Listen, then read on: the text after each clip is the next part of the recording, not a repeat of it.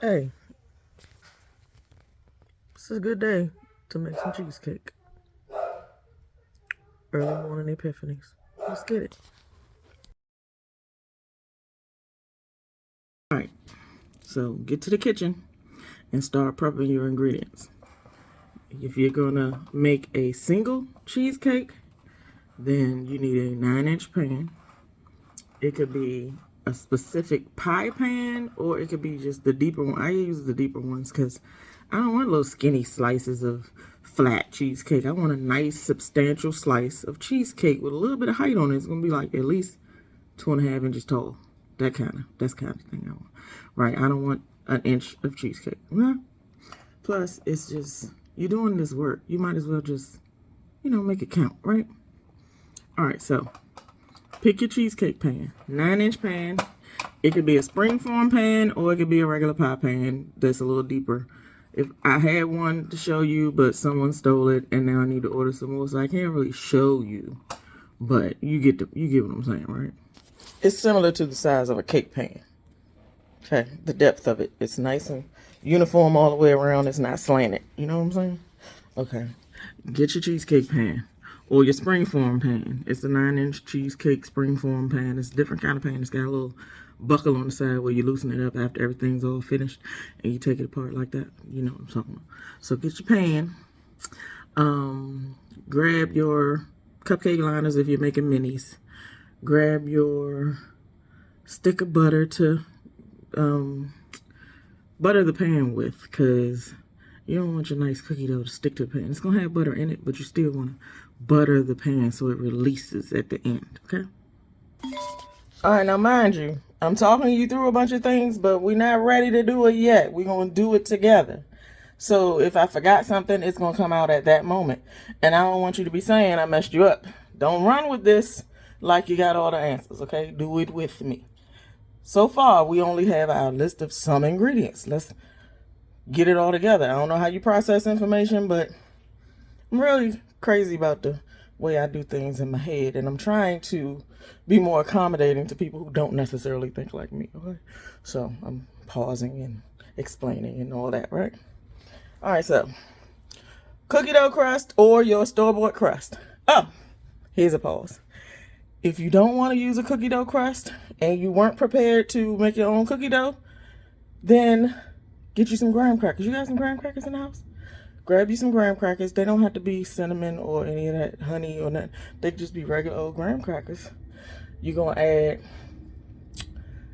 I'm going to say add a little bit of cinnamon to them if they're not cinnamon grahams, because it's baking. Cinnamon, baking, right? Get your graham crackers. Crunch them up in the food processor, or you could do it in a blender if you had to. If you just had to, it might work. I don't know. The blender attachment might be spaced wrong, but try it, because nothing beats a failure but a try. Crunch those graham crackers all up, and you get you half a stick of butter and melt it. You might not need the whole half stick, but I want you to drizzle that into the graham crackers while you're mixing them around. After they're already crunched up, drizzle the butter in so you can find out when it gets to the point where they stick together. Not too much. You want to drizzle it. Just get them moist enough to stick together instead of being just individual crumbs. Once they stick together, you can dump that into a nice little bowl and get ready to spread them inside your pan. But hold tight. For those who are making their dough, 2 sticks of butter softened, put them in your mixer. Put 3 cups of brown or white sugar. 1.5 cups per stick of butter. 1.5 cups per egg. 1 butter, 1 egg, 1.5 cup of sugar. That's your ratio, okay? All right, I'm taking a break while all my things soften. My cream cheese is coming up to room temperature. I'm gonna eat breakfast, and then I'm gonna go back and do that. But let's take a moment to talk about the difference between using brown sugar and white sugar. Okay, brown sugar, and I mean light brown sugar. Everything I'm talking about today is light brown sugar. It has molasses in it. It's granulated sugar. You can make it at home. It's so simple. You take your white sugar and you drizzle in molasses a little bit at a time till it's the right color and consistency. And you got brown sugar. That's it. But the molasses itself, you don't want to just take a spoon of molasses and eat it. It's a little weird. But when you add it in the brown sugar situation, it just adds another level of flavor, depth, warmth. It just changes the element from sweet to wonderfully sweet. Not the level of sweetness, but just it has more personality than white sugar. And it also adds another layer of moisture to whatever you're baking, because it's it's thick and syrupy. It's not super sweet, but it's just trust me on this. It's just something different. If you want to make two separate things, put them side by side, you'll see the white sugar is this, boom, it's sweet right there in your face. But this is just something else. It's on another level. You know what I'm saying?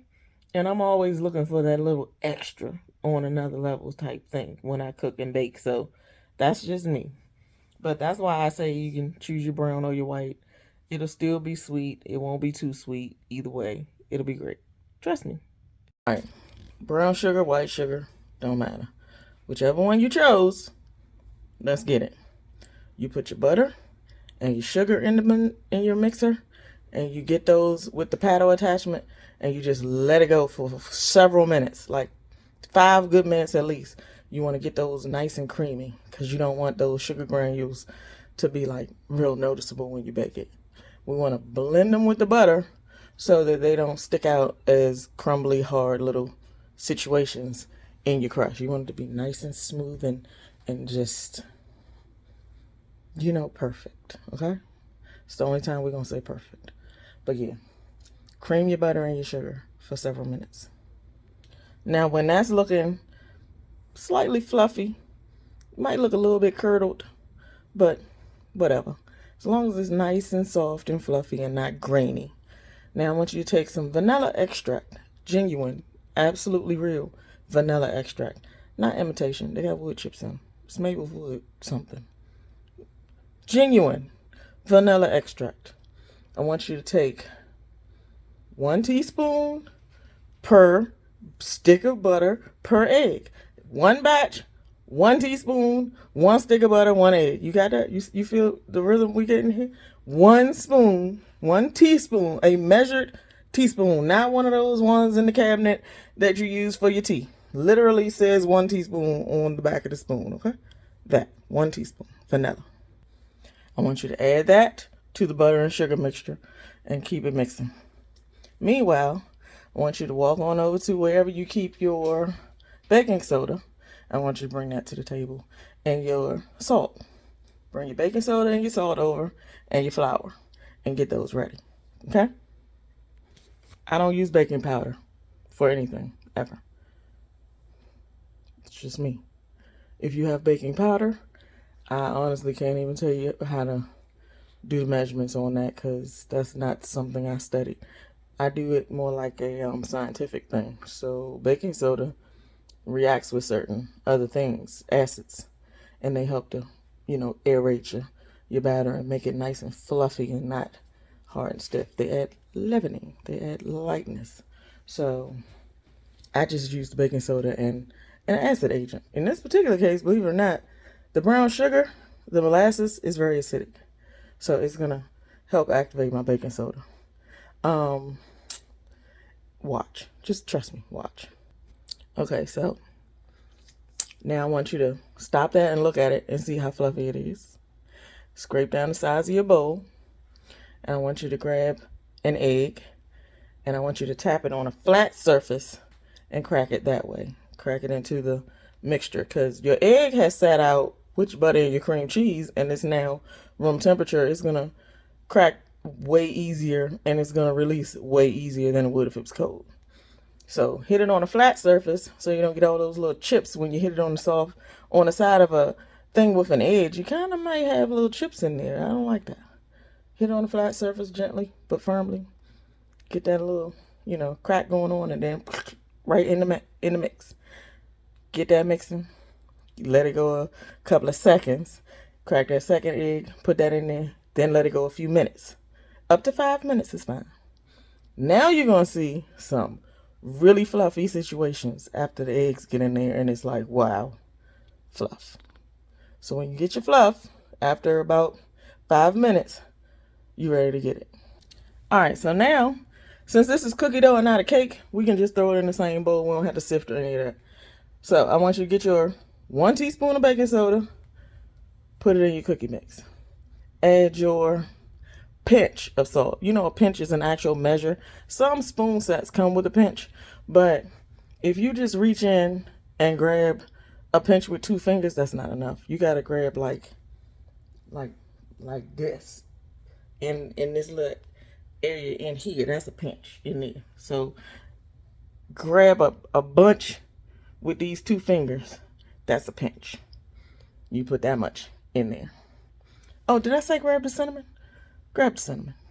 I said it for the graham crackers, but you use it here too. Grab your cinnamon. Get 1 teaspoon of cinnamon. Put that in your mixture. So we've done 2 sticks of butter, 3 cups of brown sugar or white sugar because we have 1.5 cups per stick of butter. We've done 2 eggs because we got 1 egg per stick of butter per 1.5 cups of sugar. We got 1 teaspoon of vanilla for the 1 egg, the 1 stick of butter, the 1.5 cups of sugar. We've added 1 teaspoon of baking soda for 1 egg, 1 stick of butter, and 1.5 cups of sugar. But since we're doing a double, remember, 2 sticks of butter, 2 eggs, 2 teaspoons of baking soda, 2 teaspoons of vanilla, 1 pinch of salt. Get that all mixed up nicely. And then I want you to measure your flour with a measuring cup, not a liquid measure cup. Hold on. Okay, there is a difference. This for liquids, not that. These for powders and things. We want this kind of 1 cup. Take your 1 cup, measure, and dip it in your flour and get it nice and level on top. I usually this is not how most people do it anywhere ever. This is how I do it. So I'm going to tell you how to do it. You dip your measuring cup into the flour and you gently shake it side to side like you're measuring out the powder for the baby bottle, because you ain't got no knife on hand when you're doing that. The same thing right here. You're going to take that measuring cup, dip it in that flour, shake it a little bit to make it nice and flat in there where it's not, you know, heaping and falling out the cup. I want you to take 1, 2, 3 of those, because you know why? That's how much sugar you put in there. That's how I do it. I don't care what you read on the internet. That's how I do it. It's going to work. 1.5 cups of sugar per batch. We use 3 cups of sugar, 1.5 cups of flour per batch. 3 cups of flour in this case, okay? Okay. You there? You want me to do it one more time? I'm going to do it one more time. 2 sticks of butter, softened. Means you set them on the counter and let them go for a little while. Don't put it in the microwave. It's going to melt. Unless you do this really specific thing. And I don't want you trying that, because just don't. We don't want it too soft. We don't want our cookie dough to be too loose. We want it to be just fluffy right. 2 sticks of room temperature butter that sat on the counter for a couple of hours. Or a few minutes more, but not 8 hours, okay? 2 sticks of softened butter. 2 eggs. 2 teaspoons of baking soda. 1 pinch of salt, 2 teaspoons of vanilla, 2 teaspoons of cinnamon. What I miss? Who knows what I missed? 3 cups of sugar, brown or white. Now, when you do the brown sugar dip, I want you to use the same kind of cup I just told you to use for your flour. But I want you to take that and stick it in the bag of brown sugar and get a nice good dip. And then I want you to pat the top of it. Yep. Pat that brown sugar and then put those cups in your mix. Don't just let them be loosey. I want it packed brown sugar. Just not too tight. Just take your scoop, get it all in there nice and smooth, nice and tight, and then you tap the top, make sure it's in there good. Those kind of cups for your brown sugar. White sugar gonna be easier. You just dip it in and it's gonna just level out if you shake it a little teeny bit. But brown sugar, just pack it. Okay, so now we need flour. That's your last thing you add, flour. Now, if you get good over the years, you cream your sugar and butter, and then you put your eggs and everything is perfect. You can just throw the rest in at the end and just mix them all together. But no, we're going to do the flour last because you're just starting, and we don't want to overmix anything, okay? So we're going to take 3 cups of flour, one at a time. Just add them into the mix. We're not mixing it fast. We mix it in on like 2 or 3, maybe 3. 2 or 3, because you don't want flour shooting out everywhere either. 3 cups of flour in the end. Then you just mix those till it's all nice and incorporated and you got clumpy sugar situations, right? Now here's the last thing I want you to do that's very important. First of all, you just made my sugar cookie dough. I said I wasn't going to let you do my version, but this is my version and it's going to be the bomb. Not sugar cookie. Snickerdoodle recipe. That's my jam right there. So because we're doing a cheesecake, we want it to be a little bit thicker and drier than my nice buttery melt in your mouth snickerdoodles usually are. But if you want to just make cookies, stop right there. You just make cookie dough. You can take a nice little tablespoon, a spoon that you would use to eat with. You can take that and scoop out little balls and put them on a pan and cook it just like that. And you're going to have bomb ass cookies, let me tell you. But if you want to make a cheesecake or something else that requires a cookie dough crust, like a pie, a lemon meringue pie, I do it the same thing. Same thing for them. I want you to add 1 more cup of flour, so you're gonna end up with 4. So with the cookies, it's more equal things. You know, your balance is 1, 1, 1, 1.5, 1.5. But for this, we're gonna add an extra cup of flour because we want it to be more like a short dough, which is crumblier and drier, so it doesn't be too soft. So 1 more cup of flour, that's 4 cups of flour total in your cookie mix. Mix it. It's going to be really hard to mix, so you might have to scrape them sides and get everything out of the bowl and just get in there with a metal spoon or something. But if you can, just keep your mixer paddle. Just mix it gently until it gets nice and sandy. Dusty, sandy kind of consistency is what we're looking for this crust. All right, now, we probably should have done this sooner, but let's talk about what kind of pan you're going to use for your cheesecake. You have choices. So, there are disposable pans, which I highly recommend because you want to share those, give them away or whatever, or sell them. You don't want them to be permanent pans. You want them to be, those disposable pans. Also, there's less cleanup at the end. You don't have to wash the pan when you finish with it. That's not a big perk, but it's a perk.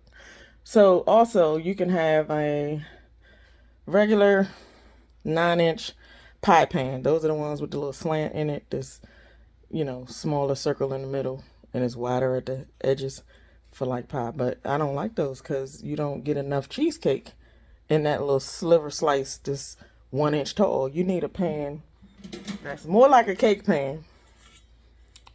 At least 2.5 inches tall, but not a cake pan because you got to cut the cheesecake. You ain't going to be able to take the cheesecake out when it's baked. This is the point. You either need the pan to be disposable or you need the pan to be releasable. Hold on. This right here is what you call a springform pan. It's releasable. You bake your cheesecake in here and the bottom separates from the sides. When you hit that little latch right there, the sides come off. You've seen them on TV. Different chefs been using them. 9-inch springform pans works wonders. Absolutely great if you're keeping it. If you're not keeping it, if you're taking it somewhere to share, you need your bottom to stay where it is. Use the disposable pan. Can we just say that? If you stay at home, you can use any kind of pan you want. But I would not recommend cutting cheesecake in the cake pan because you're going to scrape up the bottom of the cake pan. Don't do it. Disposable or springform. Disposable goes outside, springform stays home. Okay, let's do that. Now for my purposes, I'm going to use a regular muffin / cupcake pan because I'm making minis. It's the same exact recipe, you just distribute it differently before you bake it, and it has different baking times. However, same situation, the batter is the same. So you made your cookie dough / cheesecake crust, and yay for that. Oh, if you're so inclined, you can add other spices to your cookie dough batter before you add the last cup of flour. Actually, before you add any of the flour, you can add like nutmeg or clove or ginger, or, you know, spice it the way you like. It's your cheesecake. Put any kind of spices you want when you put the cinnamon, but just like a sprinkle, not teaspoons of clove. Clove is very strong. It's the little stick things you put on the ham for holidays, but it's ground up. No, you don't want too much of that. Just a little smidgen of that if you're gonna do it. But cinnamon and whatever else you want in your cookie dough, because it's yours, right? All right, now we're ready to move on to the cheesecake batter. Your cookie dough will be fine off to the side during this time.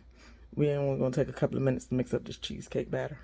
But what you can do is make sure you line your mini cupcake pans or your springform or your disposable pan. Get a nice regular cool, you know, out of the refrigerator stick of butter, not softened.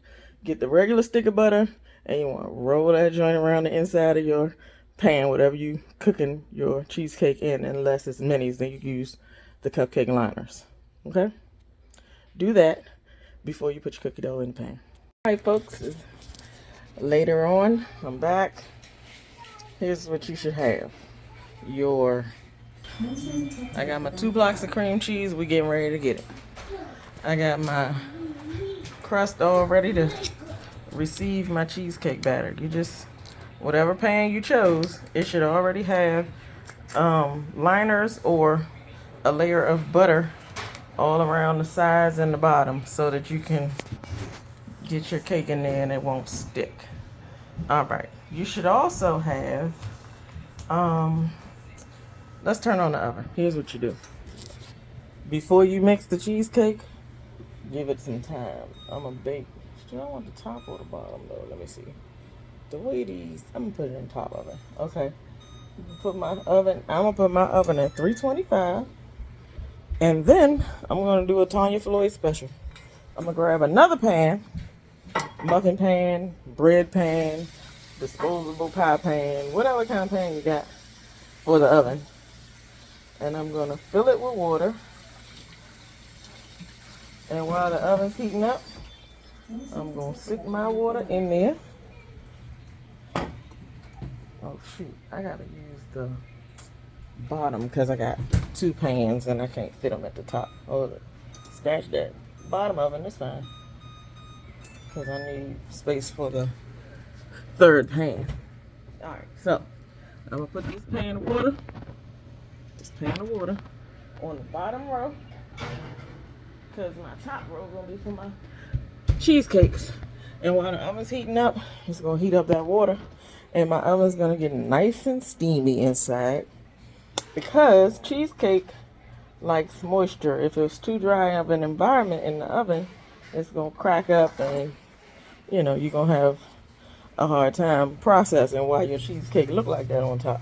It's going to be beautiful if you got it humid enough. Most recipes, everywhere I've ever done online, they say use your springform pan, wrap it in foil, sit it in a pan of water, and then put it in. I ain't got time. I ain't doing none of that. Because mostly, I didn't use the springform pan. And because secondly, yeah, I'd rather just steam up my oven than count on that little pan. Why is the pan necessary? I mean, I get that the water's necessary, but there's more than one way to skin a cat. You know what I'm saying? And I'm always a rebel trying to find a new way to do some things. And I gotta say it was my way, because, I mean, I'm gonna change the recipe every time. I'm gonna do it slightly differently than I've seen it, because I believe, I was telling somebody this just the other day.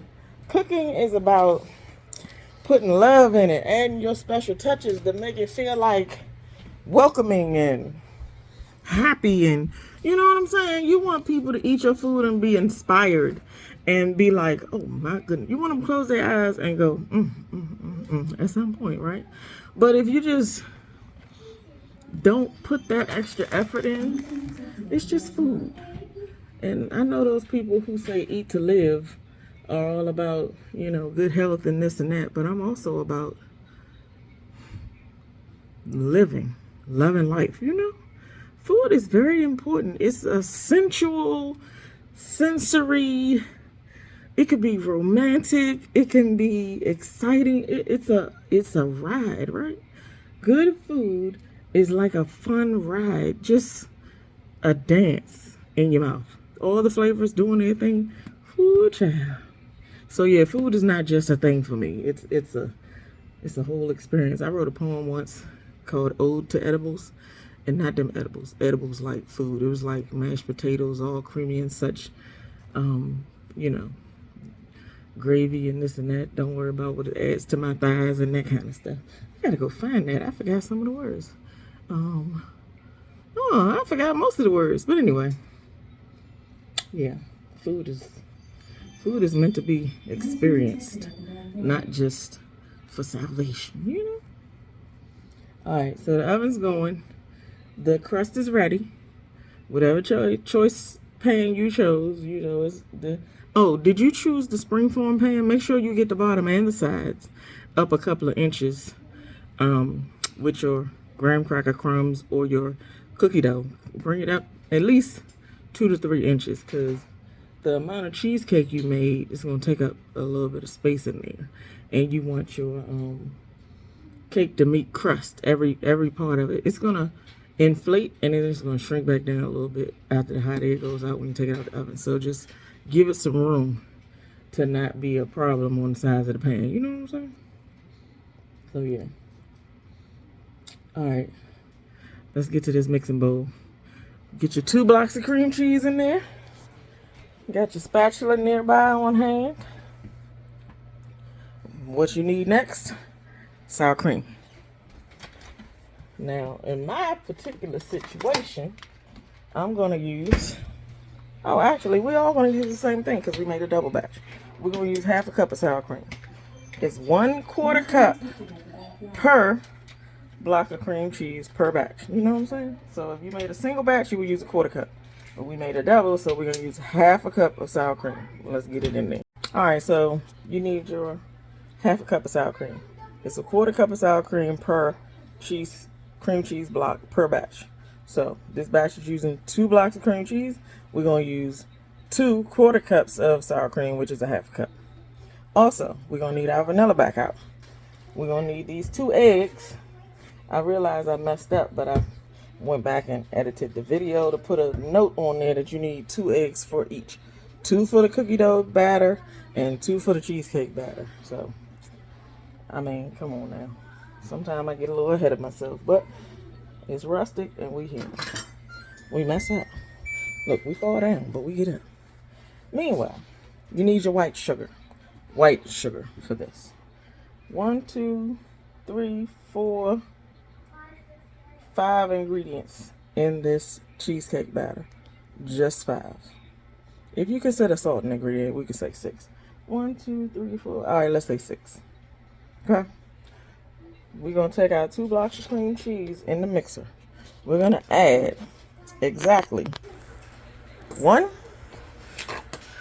2, 3 tablespoons of white sugar per block of cream cheese. So a single batch would have 3. We're going to do 6 because we got a double batch. So 6 measured tablespoons. That right there. Come on, get in focus. You know, the big TBS. It ain't working. But 1, 2, 3 of these. So 6 measured tablespoons of granulated sugar. Now what's that gonna do? You're gonna mix it up with your cream cheese and get that all creamy, because we don't want no granules in our cheesecake when we're trying to get it in. Get that nice and mixed in together. I'm gonna turn this on. All right, that went for a bit. Nice, and look, you scrape the bowl, you'll hear if there's any grains at the bottom of the bowl, which I do not. I just hear creamery cream cheese. All right, scraping that on down, making sure there's no sugar grains stuck to the bottom of the thing. You're looking all rough. All right, next I'm gonna add my vanilla. I'm gonna tell you to add 2 teaspoons. Me, I do this. Don't do what I do. Do what you do. Now add your sprinkle of salt. A sprinkle.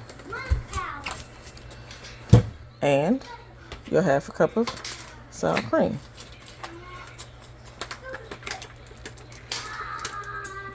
Something like that. And then you mix that up. Alright, it should look like this, nice and creamery. Clean your paddle, scrape your bowl, and then last but not least, you're going to add your eggs one at a time. Just like with the cookie dough. One egg at a time. Not going past 3. Just get it in, and then get the next one in. Alright, now you'll see this is kind of loose, but that's by design. You're going to see recipes out there that say add flour, add cornstarch, add lemon juice, da-da-da-da-da. Well, if I was making a lemon cheesecake, I would add some. No, I wouldn't. I wouldn't add lemon juice to my cheesecake batter. I would add lemon zest, but we're not doing lemons. So all them things you see on these internets, that's not what we doing here. That's what they do, not what I do. If that's what you do, go right on ahead. And yeah. But cooking is also about finding your way of doing everything. So don't follow the recipe exactly. Just start with that as a guideline to figure out how the things work together and which things should go there. And then you know, tweak it to make it your own. That's cooking. Tweak it. Always tweak it. And taste to see if you got everything nice and balanced the way you want it. If you need vanilla, just add a couple of more drops of. Now at this point, whether you're adding a little bit of vanilla or some more sugar, it's not too late, because this is the only point where you will be able to taste it with all the things in it and see what it needs. So feel free to add whatever you need to add, but be mindful, this is a 3-layer dessert. You got your crust with the sugar in it for the cookie dough. You got your pre-made, who knows how much sugar and sodium is in them graham crackers or that crust that you bought at the store type levels of sugar. Then you got your cheesecake batter, which has sugar that you just put in it. It doesn't have to taste super sweet. It's layers of sweetness, and they all go together. When you take a bite, you're going to take a bite of all 3. So remind yourself, don't overdo it with the sugar. That's part of my baking philosophy, is more love, less sugar. So I've cut a lot of sugar out of every recipe I've ever done because, oh God, they be out here trying to kill people from what I can see in these recipes. I ain't going to judge though. But yeah, so add what you want to add. Be careful. And yeah, when you get that in there, take the paddle out and get your mixing spatula and add it that way. So mix it by hand at the end and make sure you don't have no lumps. It's not a perfect situation. You can have small little, little things like this, but you don't want big lumps. That means your cream cheese wasn't warm enough and you need to smooth that out. So do your best to smooth it as much as possible. No big lumps of cream cheese, please. And that looks good to me. So yes, this is the consistency. Again, you will see recipes tell you to thicken it with flour or cornstarch or whatever, and season it with lemon juice, or I don't know why they need lemon juice in cheesecake, but whatever, it's fine. So now you fill up your pan with your cheesecake batter. All right, so remember when I said these swell, they puff up, they puff like, because they have sort of like a custard consistency going on. They're going to swell from the steam and the heat, and then they're going to slowly deflate once they're out of the heat. So don't fill them too much if you're doing cupcakes.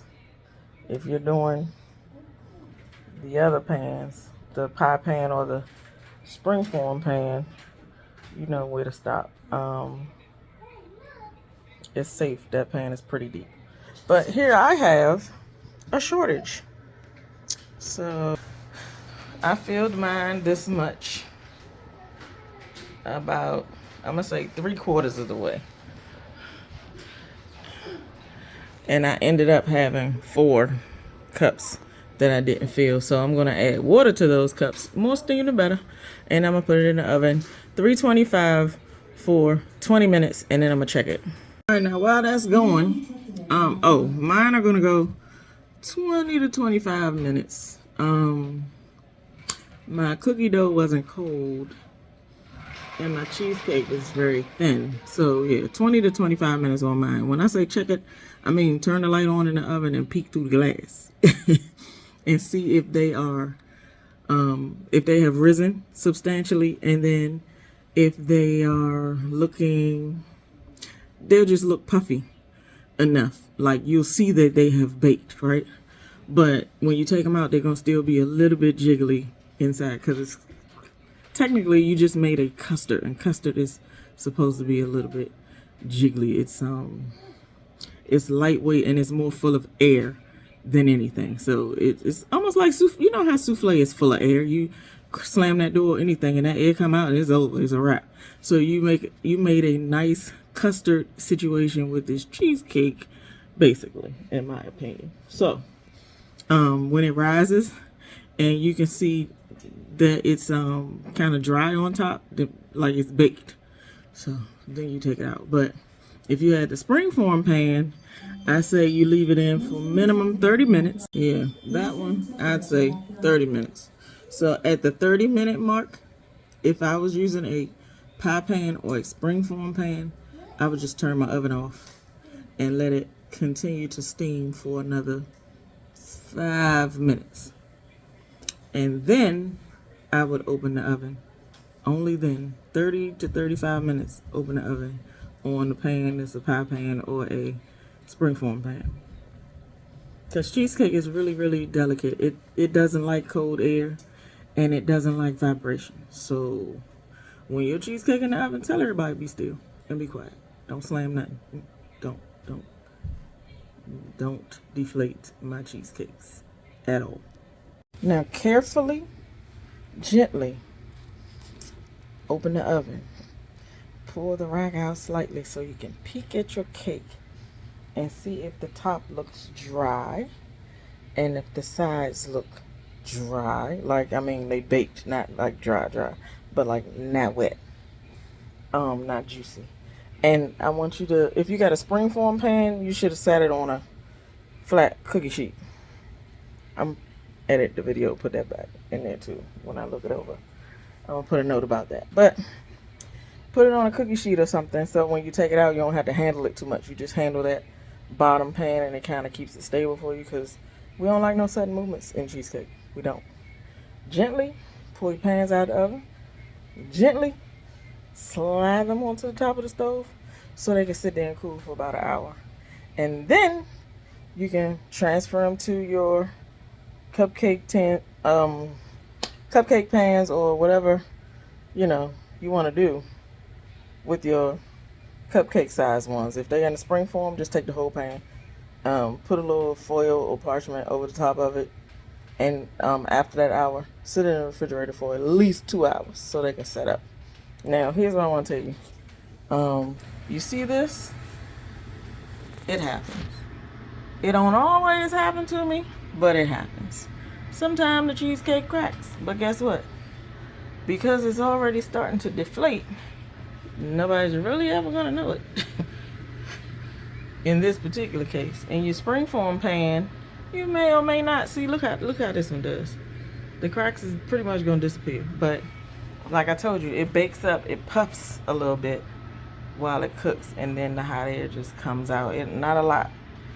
Puffs a little bit, and then it goes back down. But this here is getting a topping, so it ain't even gonna matter.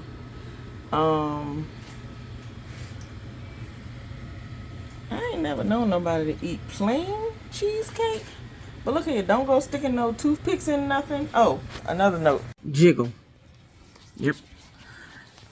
If you cook it right for the right amount of time, the inside, the center, the middle, the top of the middle of the cheesecake should jiggle ever so gently, like Jello. It's gonna make you feel like, oh my God, is it underbaked? Nope, it's not. If you bake it for that amount of time, 20 minutes for the small ones, 30 minutes plus 5 extra steam minutes for the pie pan or the springform pan.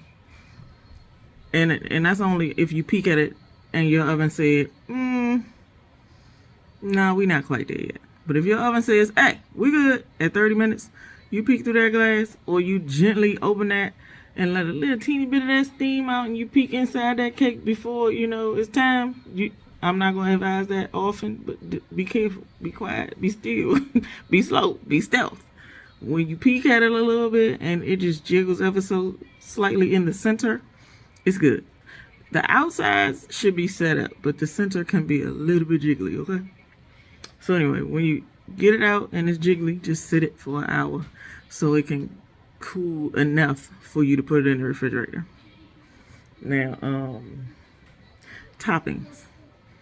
We're going to do that in another video, but I got 3 toppings I usually go for 4 when I'm feeling extra special. So I do strawberry topping almost all the time. I do turtles sometimes. That is bittersweet chocolate with caramel and pecans, toasted pecans. Every now and then I toast some coconut and throw it on there with that, and put the caramel and the chocolate over top of that, and then I chill them. But sometimes I do a lemon curd and put it on top. But I made these kind of full, so I don't have a whole lot of topping room. But oh, let's peek. Check this out. See what I'm saying? Look at that. They're not the size they were when they first came out. And most of these had cracks, but you will not know it when they finish going, ooh, child, you know, after they come out the oven. After they do their woo child, you can have a little bit more space for your topping. So for these, since I filled them up kind of, you know, close to the top, I'll do like a caramel topping on some.